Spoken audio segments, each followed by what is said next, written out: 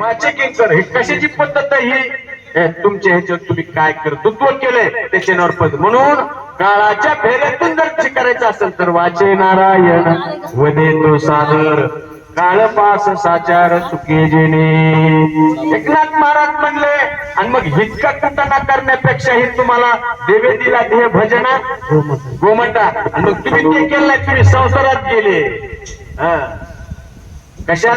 वाया हा संसार करीशी हो बरी. हे संसार केलेला सगळा व्यर्थ आहे, काय कामाचा आहे? ह्याच्यात काही सोबत येणार आहे का? काहीच येणार नाही.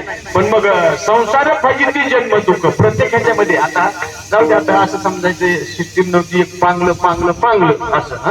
नाहीतर प्रमाण भरपूर येतं त्याला, सगळं काही आहे. जाऊ द्या.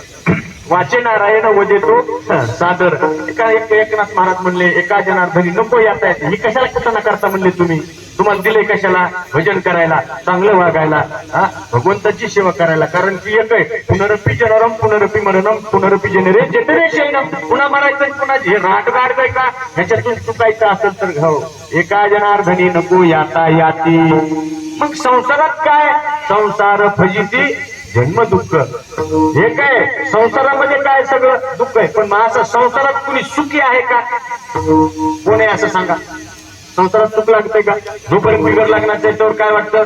बायको केल्यावर सुख भेटत, पुन्हा बायको केली की पुन्हा लेकर झाल्यावर सुख भेटत, लेकर केल्यावर लेकर लग्न झाल्यावर वाटतं सुख भेटत. असं एक मला सांगा, बायको केल्यावर तर सगळ्यात जास्त सुख आहे बाबा, आहे का नाही?